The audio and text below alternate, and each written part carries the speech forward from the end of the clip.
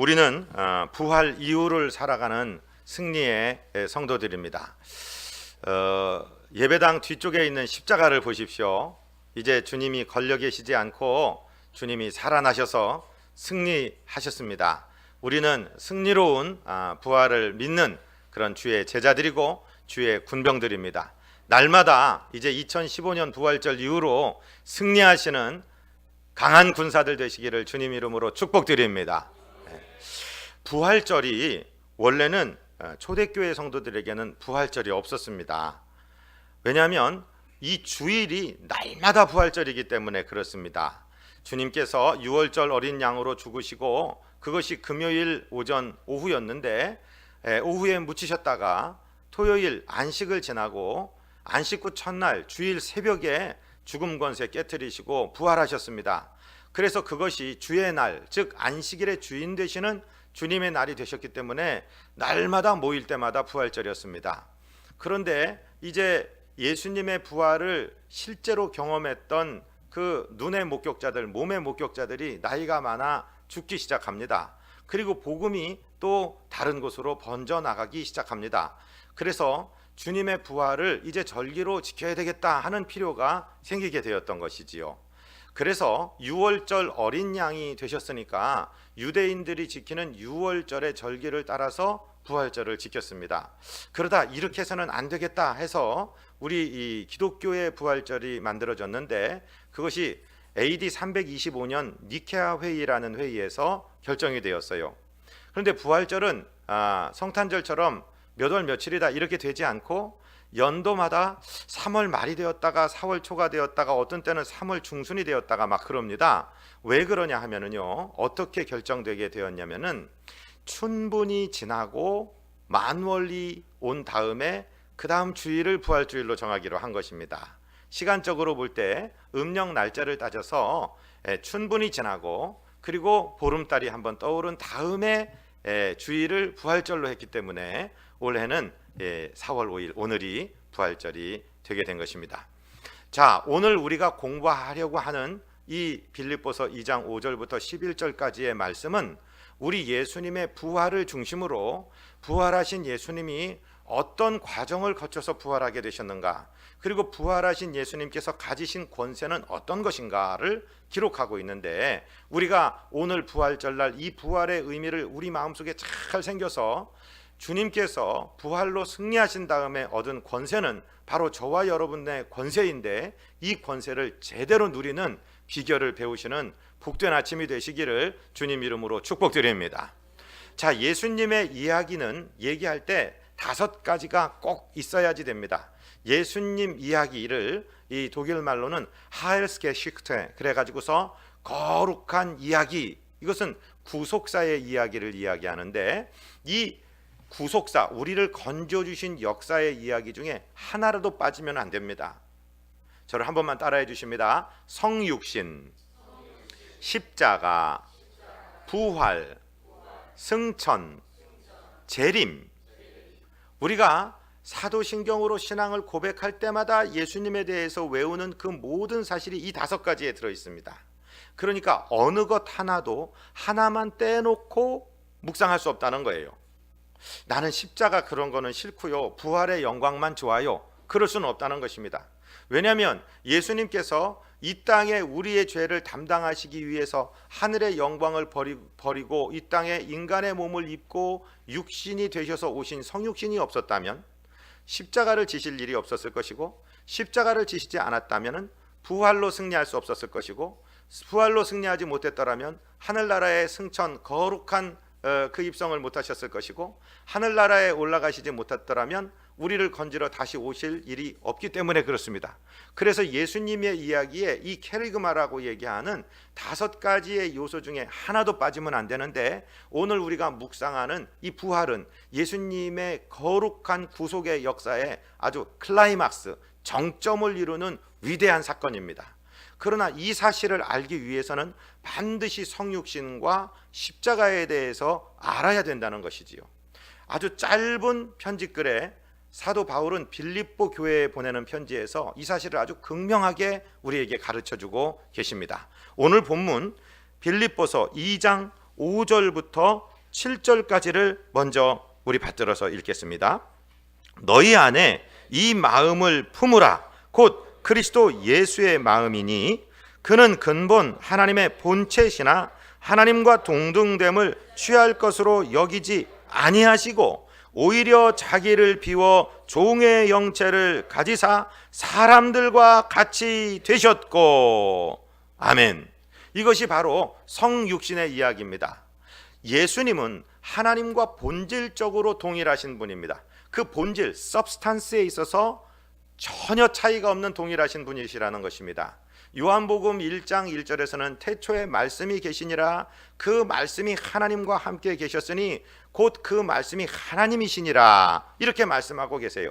하나님과 동일하셨던 분이십니다. 하나님과 본질적으로 동일하신 분인데 그분께서 하나님과 동등됨을 취할 것으로 여기지 아니하시고 자기를 비워서 인간의 몸을 입고, 저와 여러분 인간 실수하고 죄에 빠지고 지옥 갈 수밖에 없는 운명을 가진 우리를 건지시기 위해서 우리의 몸을 입으시고 인간의 역사 속으로 뛰어들어 오셨다. 그것을 이름하여 육신을 이루셨다. 성육신, 이렇게 말하는 것입니다.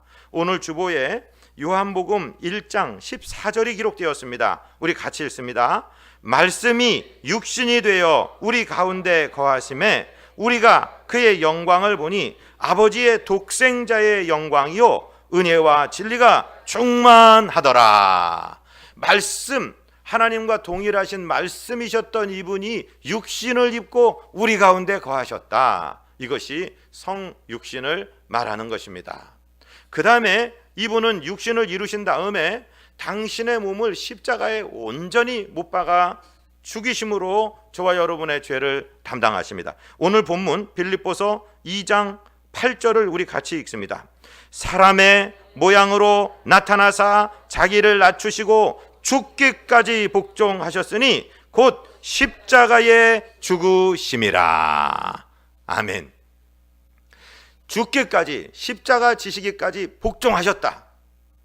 그렇기 때문에 저와 여러분에게 부활의 영광이 다가온다는 것이죠.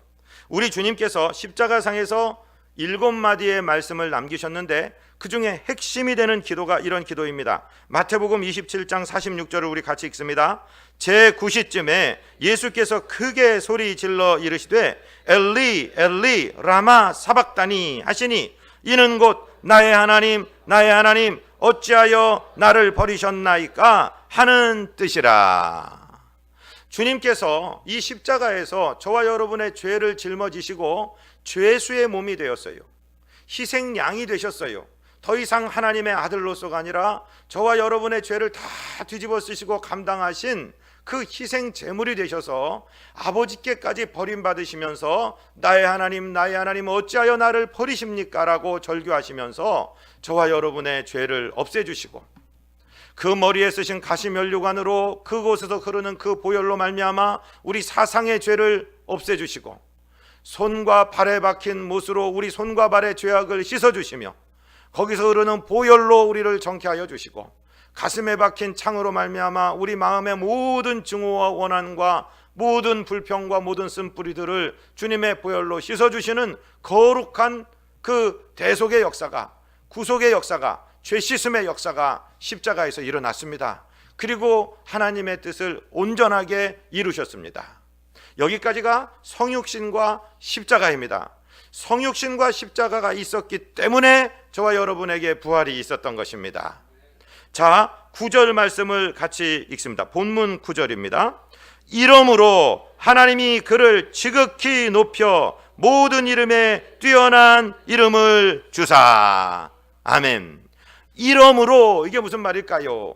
하나님의 영광 보좌를 버리고 이 땅에 인간의 몸을 입고 들어오신 성육신과 저와 여러분의 죄를 짊어지고 십자가에서 죽어주신 그 십자가의 거룩한 희생에 그 복종으로 말미암아 이렇게 하셨기 때문에 이러므로 성육신과 십자가를 이루었으므로 하나님께서 죽으신 예수님을 살리셨는데 어떻게 살리셨다고 로마서는 기록하고 있느냐? 로마서 1장 4절을 우리 같이 읽습니다. 성결의 영으로는 죽은 자들 가운데서 부활하사 능력으로 하나님의 아들로 선포되셨으니 곧 우리 주 예수 그리스도시니라. 아멘. 사람들은요, 야, 삼위일체가 어디 나와? 삼위일체라는 말이 성경에 어디 나와? 특별히 여호와 증인 같은 사람들은 그렇게 공격을 하죠. 삼위일체라는 말은 신학 용어이기 때문에 성경에 나오는 말이 아니에요. 그러나 저와 여러분의 구원을 위해서 삼위일체 하나님은 엄청나게 완벽한 조합 가운데 일하고 계심을 믿으시기 바랍니다. 하나님의 구속의 계획에 예수 그리스도께서 순종하셔서 그 아들 되신 예수님께서 십자가 지시기까지 복종하셨습니다. 그리고 목숨 버리셨습니다. 그런데 하나님께서 예수님이 성육신할 때 성령으로 잉태하게 하신 그 하나님께서 성령을 다시 보내셔서 죽으신 예수님을 죽음 가운데서 살리시는 것입니다. 그래서 바울은 로마서 1장 4절에서 성결의 영으로 살리셨다라고 기록하고 있는 것입니다. 할렐루야! 삼위일체 하나님이 저와 여러분의 구속사를 이루기 위해서 완전한 하모니 가운데, 완전한 조합 가운데 동역하는 모습을 우리는 볼 수 있습니다. 그리고 저와 여러분의 마음속에 감동으로 교통하시고 역사하셔서 예수님을 믿게 하시는 것입니다.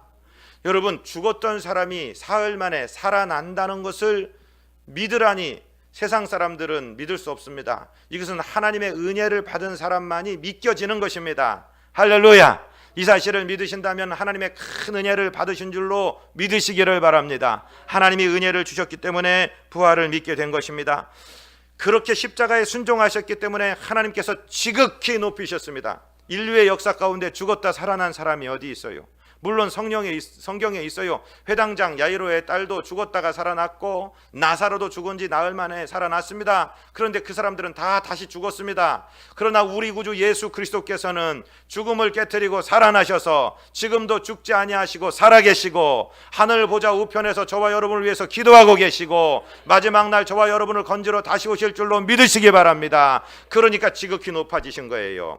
죽은 자 가운데서 그렇게 순종하신 예수님을 성령을 보내셔서 지극히 높이시고 모든 이름 위에 뛰어난 이름, 죽음을 깨뜨리고 살아나셨는데 다시 죽으시지 않고 살아계신 그 이름을 주셨다, 이 말씀입니다.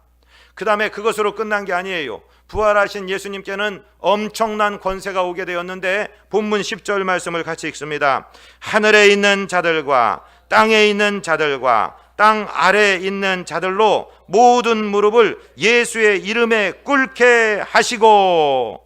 아멘. 하늘에 있는 자들, 그리고 땅에 있는 자들, 땅 아래에 있는 자들, 이것은 전 우주를 말하는 것입니다.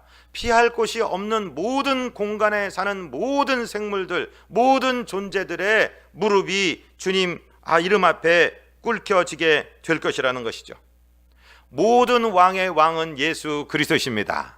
지금 당장은 세상이 또 마귀가 자기가 권세를 가진 것처럼 지금 설치고 다닙니다. 온갖 폭력을 행하고 죄 없는 사람을 죽이고 또 종교의 탈을 쓰고 들어와서 많은 테러를 일으키고 살상하고 있습니다. 그러나 궁극적으로 그 무릎들은 전부 주님의 이름 안에 꿇혀지게 된 것입니다. 하나님이 그렇게 말씀하셨고 그렇게 성취해 가고 계시기 때문에 그렇습니다.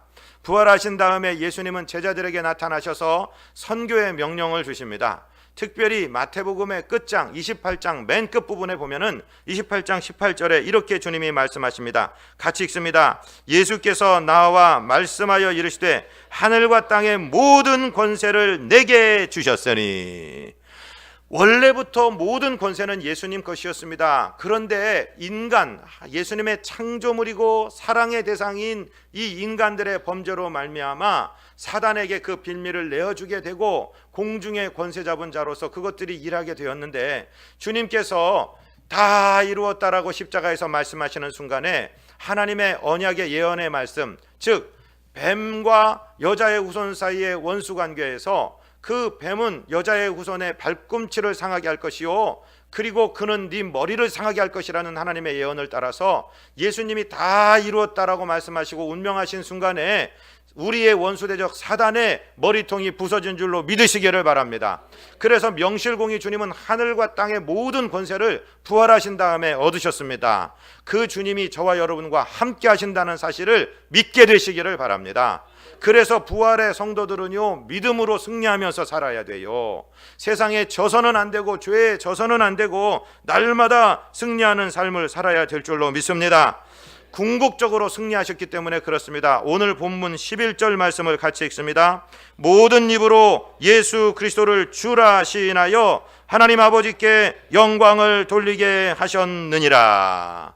사랑하고 존경하는 성도 여러분, 지금은요 이슬람이 막 팽창하고 있습니다. 어떤 종교학자들은 앞으로 2025년이면은 세계의 이 종교의 분포가 바뀔 것이다. 지금 제1의 종교가 천주교를 포함한 기독교로서 24억, 25억이 넘어가는데 지금 16억, 17억인 이슬람이 이 속도로 나가면은 이제 세계 인류의 최고의 종교가 이슬람이 될 것이다. 그런데요, 그 종교는요 그렇게 될 수가 없습니다. 잠시 동안 지금 팽창할지는 모르지만 성경의 역사는 하나님의 역사이고 하나님의 계획은 그 계획대로 이루어지게 되어 있습니다. 마지막 날에 모든 입이 예수님은 주님이라고 시인하게 될 날은 오게 되어 있습니다. 믿게 되시기를 바랍니다. 이렇게 승리자의 자세로 살아야 됩니다. 우리 주님께서는요 그 일을 위해서 선교의 명령을 주셨습니다. 마태복음 28장 19절로 20절을 같이 읽습니다. 그러므로 너희는 가서 모든 민족을 제자로 삼아 아버지와 아들과 성령의 이름으로 세례를 베풀고 내가 너희에게 분부한 모든 것을 가르쳐 지키게 하라. 볼지어다 내가 세상 끝날까지 너희와 항상 함께 있으리라 하시니라. 아멘. 사랑하고 존경하는 성도 여러분, 저와 여러분이 예수님을 믿어 구원에 이르고 성도가 되었을 때 저와 여러분에게는 예수님의 부활의 권세가 함께하는 줄로 믿으시기를 바랍니다. 하늘과 땅의 모든 권세를 받으신 주님이 함께 계신 줄로 믿습니다. 내가 세상 끝날까지 가끔가다 너희와 함께 하겠다 그러셨습니까? 항상 너희와 함께 하겠다 그러셨습니까? 항상 세상 끝날까지 함께 하겠다고 하셨습니다. 언제요? 온 민족에 가서 모든 민족을 제자로 삼아서 예수님의 제자가 되게 하고 하나님의 말씀을 전하고 세례를 주고 가르쳐 지키게 할 때 하나님께서 예수님의 능력의 권능, 땅과 하늘의 모든 권세를 받으신 그 권세로 저와 여러분과 함께 해주시겠다고 약속하신 그 약속 가운데 우리가 살고 있는 줄로 믿게 되시기를 바랍니다. 담대하게 사시기를 바랍니다. 주님께서 요한복음 16장 33절에서 뭐라고 말씀하셨습니까? 이것을 너희에게 이르는 것은 너희로 내 안에서 평안을 누리게 하려 함이라. 세상에서는 너희가 환난을 당하나 담대하라. 내가 세상을 이기었노라. 아멘. 여러분, 싸우는 길에 환난도 당해요. 어려움도 겪어요. 억울한 일도 당해요. 그런데요, 담대하라고 주님이 명령하십니다. 세상을 이기셨다라고 말씀하십니다. 세상 끝날까지 함께하겠다고 말씀하십니다. 아멘. 자, 이 말씀이 서론입니다. 그런데 오늘 본론입니다. 이제부터 본론입니다. 이 주님이 함께하시고 나와 항상 동행하시는 걸 믿는데 우리는 왜 이 승리를 누리지 못할까요? 왜 우리는 이 부활하신 주님의 권세를 누리지 못하고 왜 세상에 지고 죄에 지고 패배하고 넘어지고 자빠지고 왜 그렇게 사는 것일까요? 어떻게 살아야지 승리하고 사는 것일까요? 오늘 본문에서 시작할 때 2장 5절에 너희 안에 이 마음을 품어라. 곧 그리스도 예수의 마음이다. 이 말씀을 하십니다. 우리가 말씀의 모두에 시작할 때 부활은 부활의 영광만을 누릴 수 없다라고 말씀했습니다. 성육신이 있어야 되고 십자가가 있은 다음에 이러므로 그를 지극히 높이 사라고 부활이 온다 이 말씀이죠. 그러니까 저와 여러분이 지금 부활의 권세를 누리지 못하는 단 하나의 이유는 나를 낮추어 정말 내려오는 겸손도 없었고 십자가를 지고 십자가에 동참하는 일이 없었기 때문에 부활의 권세가 나타나지 않는 거예요. 예수님은 우리에게 분명히 말씀하십니다. 많은 무리들에게 사랑을 베풀어 주셨습니다. 떡도 만들어 주셨습니다. 병도 고쳐 주셨습니다. 물고기도 주셨습니다. 그런데 그 민중들에게는 사랑이 있었지만은 당신의 제자들에게는 큰 관심이 있었습니다. 너희 중에 누구든지 나를 따라오려거든 자기를 부인하고 날마다 제 십자가를 지고 나를 따를 것이니라 이렇게 말씀하셨어요. 예수님의 부활의 권세가 나타나기 위해서는 먼저 무엇이 있어야 되냐면 나를 부인하는 것, 그리고 십자가를 지고 따라가는 것이 있어야지 그 다음에 부활이 온다 이거죠. 바울은 갈라디아 2장 20절에서 그 사실을 그렇게 설명합니다. 내가 그리스도와 함께 십자가에 못 박혔나니, 예수님만 내 죄를 짊어지고 올라가서 혼자 죽으신 게 아니라 나를 끌고 올라가셔서 내가 예수님과 함께 십자가에 못 박혀 죽었다 이렇게 말씀하시는 거예요. 저와 여러분, 유혹에 넘어지고 죄악에 넘어지고 세상에 넘어지던 못된 성질머리, 못된 습성들 주님과 함께 십자가에 못 박았다라고 오늘 이 아침에 믿는 믿음이 생기시기를 주님 이름으로 축복드립니다. 십자가에 못 박혀서 죽었어요. 그것이 나를 부인하는 것입니다. 여러분, 내가 죽어야 주님의 영광이 나타납니다. 할렐루야. 영어 공부 하나 하십시오. 저를 따라 하십시오. No cross, no crown. 뒤에 것부터 공부하시죠. 크라운이 뭐예요? 왕관, 영광의 면류관. No crown이니까 없다 이 말이에요. No cross면 no crown이다 이런 말이에요. 크로스는 뭐예요? 겹쳐지는 거, 십자가. 십자가가 없이는 영광의 면류관도 없다. 그 말이 no cross, no crown이에요. 즉 십자가를 지고 난 다음에야 부활의 영광이 저와 여러분에게 다가온다 이 말씀입니다. 그런데 부활, 이 십자가에 대해서는 듣기 싫어요. 연초에 신년 축복 성회합니다. 성도들이 많이 모여요. 그런데 고난주간이니까 새벽기도 와서 우리 같이 주님의 고난에 동참합시다. 잘 안 와요. 재미없어요. 그리고 부활절날 부활의 영광은 누리기 원하니까 안 되는 거예요. 부활은 우리가 저절로 만들어지는 것이 아니라 예수님의 뒤를 따라 내 십자가를 지고 날마다 나를 부인하고 내 십자가를 날마다 지고 주님께 갈 때 주님께서 영광의 권세를 주시는 것입니다. 할렐루야. 내가 주님과 함께 십자가에 못 박았다는 사실을 믿으시기를 바랍니다. 못 박혔습니다. 완전히 죽었습니다. 내가 죽어야 주의 영광이 드러나는 것입니다. 자기 이름을 집어넣어서 죽었다라고 선포하시기 바랍니다. 저는 이렇게 하겠습니다. 백광현은 죽었다. 시작. 백광현은 죽었다. 또 백광현은 죽었다 하신 분 계시죠? 세례 문답 받는데 시어머니 전도한 며느리가, 어머니, 목사님이 예수님이 누구 때문에 죽었어요? 그러면 나 때문에 죽었다 하세요. 나 때문에? 그러니까 이제 세례 문답 됐어요. 자, 어머니, 예수님이 누구 때문에 죽으셨습니까? 우리 며느리 때문에. 며느리가 자기 가슴 치면서 나 때문에 했다고. 여러분, 우리 며느리가 죽은 게 아니고 내가 죽은 겁니다. 내가 죽어야 됩니다. 죽었다라고 선포하시기 바랍니다. 믿으시기 바랍니다. 그리고 십자가를 지라는 얘기는, 어떤 분은 십자가는 무거운 짐으로 하는데 짐이 아니에요. 십자가는 무겁다는 게 아니라 죽는 형틀입니다. 십자가 지고 오라는 얘기는 어느 지점이든지 네가 죽어라 그러면 거기서 죽어야 된다는 말씀입니다. 여러분, 직장 생활하다가 주님께서 죽으라고 하실 때가 있어요. 네가 자존심에서 죽어라. 부부 생활을 하다가 네가 죽었으니까 네가 죽어라. 죽으려고는 안 해요. 사용자도 노동자도 죽으려고를 안 해요. 여도 야도 죽으려고를 안 해요. 남편도 아내도 죽으려고를 안 해요. 부모도 자식도 죽으려고를 안 하고 나는 살아있으면서 부활의 영광을 누리겠다고 하니까 그것이 비논리라 이 말씀입니다. 내가 죽은 다음에 내가 자존심에서 죽고 승질머리에서 죽고 못된 습성에서 죽고 아멘 하실 때까지 해야지. 내가 못되게 심술 부리는 데서 죽고 고집 부리는 데서 죽고 조금만 무슨 말 하나 들어도 잠도 못 자고 밥도 못 먹는 그런 쫌팽이 같은 데서 죽고 내 자신이 죽어야 부활의 영광이 드러난다 이 말씀이에요. 그런데 죽으려고는 안 하고 자꾸 영광만 받으려고 하니까 지금 대한민국 기독교가 왜 이렇게 손가락질을 당하고 왜 이렇게 땅바닥에 떨어졌을까요? 언젠가부터 가난을 떨치는 것도 중요했고 건강해지는 것도 중요했는데 이 구원의 법칙을 안 가르치고 부활의 영광만 자꾸 가르치니까 세속적인 것으로 무슨 돈으로 무슨 건물로 어떤 무슨 악대를 동원해서 어떤 연예인들을 불러다가 반짝반짝하게 만들어서 예수 믿음이 있으면 즐겁고 복되다. 십자가를 지지 않는 부활을 이야기하니까 그거 비논리가 되고 그게 본질이 벗어난 것이 돼서 지금 이름이 땅바닥에 떨어졌습니다. 저와 여러분 부활의 권세의 주님과 동행하시려면 다른 것 없습니다.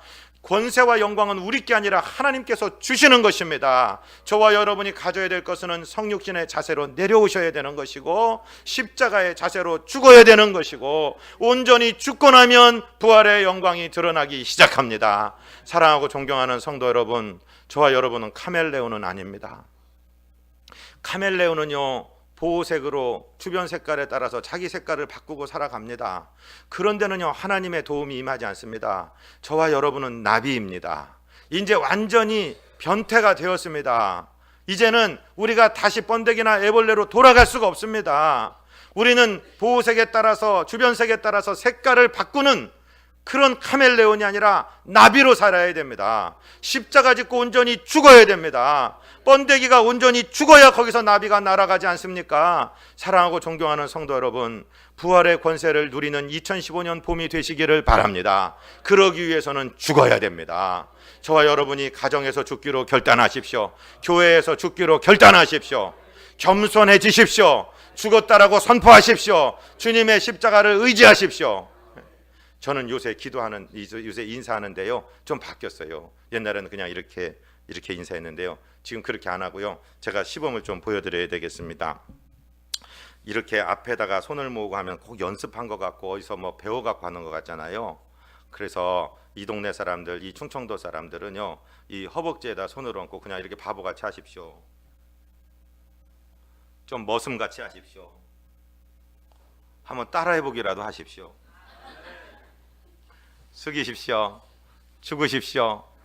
바보가 되십시오. 그것이 부활의 영광을 누리는 길입니다. 그렇게 죽고 나면 가정이 살아납니다. 교회가 살아납니다. 직장 살아납니다. 우리 친척지간에 모든 데서 살아날 줄로 믿습니다. 내가 온전히 죽어야 부활의 영광 드러나는 이 귀한 법칙으로 승리하시는 저와 여러분 되시기를 주님 이름으로 축복드립니다.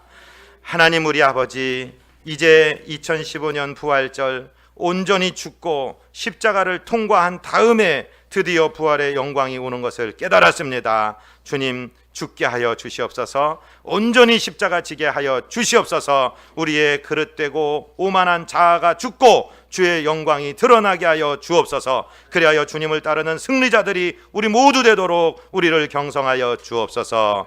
예수 그리스도 이름으로 믿사옵고 축복하고 간구하옵나이다. 아멘.